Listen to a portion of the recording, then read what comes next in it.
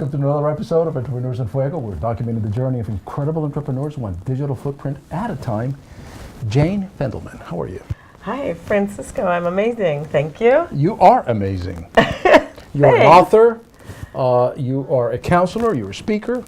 Yes, I am. Those things. We're going to talk about your book a little bit, Raising Humane Beings. Raising Humane Beings. Raising Humane Beings. Right. Let me flip this over a little bit. That's you. That is me. And that is you several years ago. Right. Me and Bubba Gump Shrimp. Bubba Gump Shrimp, great name. Yes, he's passed now. Passed on. My dog just passed a couple of days ago also. Oh my gosh. Oh, it's like losing a kid. It's heartbreaking. It's heartbreaking. But you know, it's just.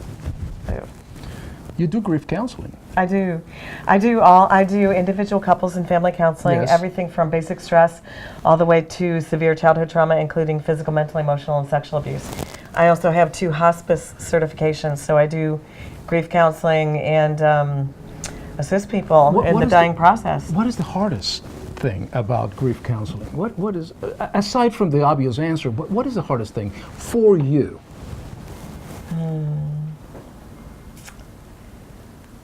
I don't know how to find a thing that's hard about it, even though I'm seeing people in deep, Sure. deep pain. It's such an overwhelming honor to be able to assist people in that process, whether they are dying or they're seeing a loved one pass. It's so profound to stand at the doorway between life and whatever is beyond that. It's so profound. I don't know if there's a hard thing. I'm older now. I'm 57, so sometimes my back hurts. But I don't notice that until after I'm driving home, because sometimes I'm there for an entire day, standing or sitting at a bedside, sometimes for days. So my back gets a little achy, but that's the only thing that's hard about it. You become part. I mean, your specialty, of course, is to be so empathetic with the situation and with the people that are there that you become one. Right. Yes. Yeah. It's I think good therapy is really connecting in with the person or people that you're assisting. So you do kind of become one with them. I think one of the hard things for counselors who aren't trained properly is that they take on other people's pain. And that's a mistake. It's a mistake to think that it's your job to fix a person or help a person change. Those counselors get burnt out. In fact, I heard somebody tell me years ago, because I got my master's in counseling 24 years ago, and somebody said there's only 2 of us in my entire graduating class. There's only 2 of us still working as counselors, because counselors burn out so fast because they take on other people's problems and they feel sorry for them, or they, think about them after they're gone. When in fact you're not doing that. You are trying to guide them through a pain that you have not gone through that, because you would have to actually pass, to be 100% empathetic, but you're guiding them through a process that, because you've seen so many of these things, so you kind of tend to recognize some of those emotions, some of those feelings. Right, and death is similar to any other. We call it the petite mort, the tiny deaths. So every day we have an opportunity to practice the big death at the end, because feelings are feelings. So when someone's dying, if they feel scared or sad or regretful or any of the feelings that they feel on their deathbed are the same as feelings that we feel throughout life, or why is this happening to me? I had one person say that to me. Actually, it was a friend of mine who was passing, and he said, why is this happening? So it's the same as when we're going through something difficult and we don't understand why is this happening. And so feelings are feelings. But there was something that you said a minute ago. So good counseling. Yep. It's really important to do good counseling. We have to not feel like we're there to help. We have to feel like we're there, just there.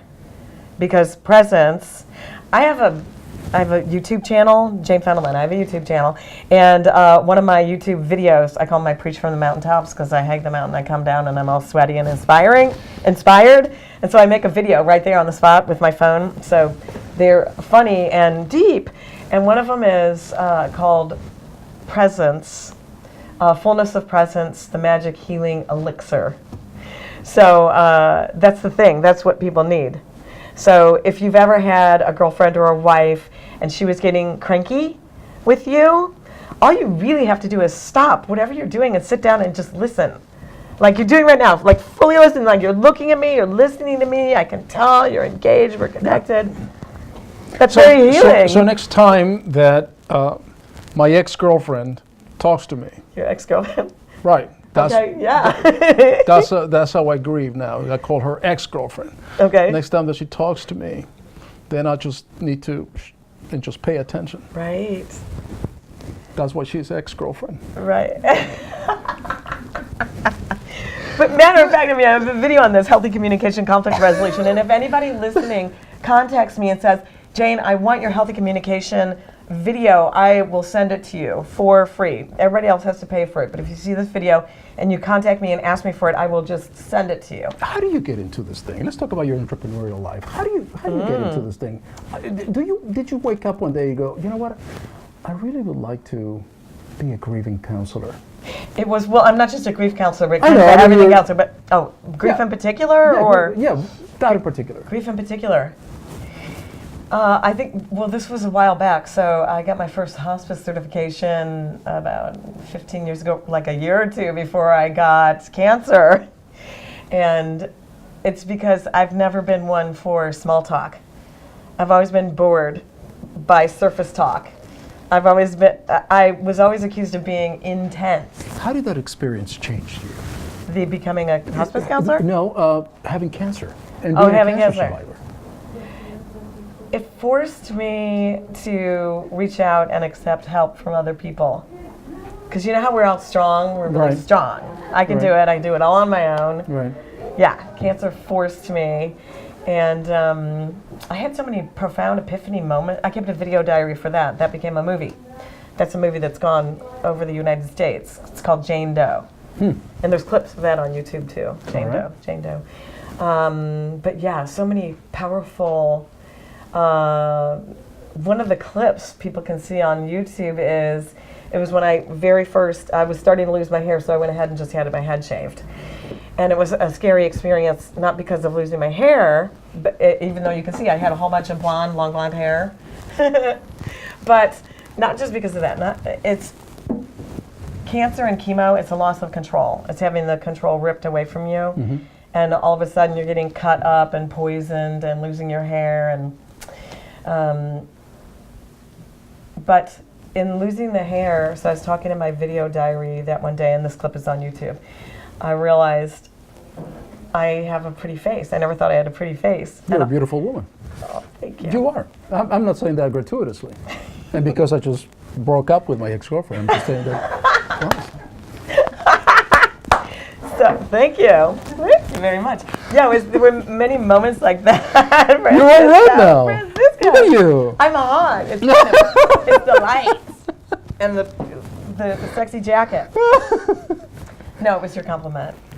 My pleasure. Yeah. What is the best advice that you would give? Now I'm red. What is the best advice that you would give an entrepreneur? An entrepreneur. Oh, that is so good. You have to do what you love. That way, it will never feel like work to you, and you will never give up. Because I can't imagine even getting even older and not doing counseling. I'll probably do counseling as long as I can talk, and hear. As long as I can hear and speak, I will probably do counseling, because it's me. I'm not a counselor because that's my job. I'm a counselor, so that's my job. You know what I mean? I got you. And I tried working for clinics, and I have such a unique style. It's my own style. It's so all my own that I didn't fit in the paradigm of like a state-funded clinic or. Anything you want to ask me?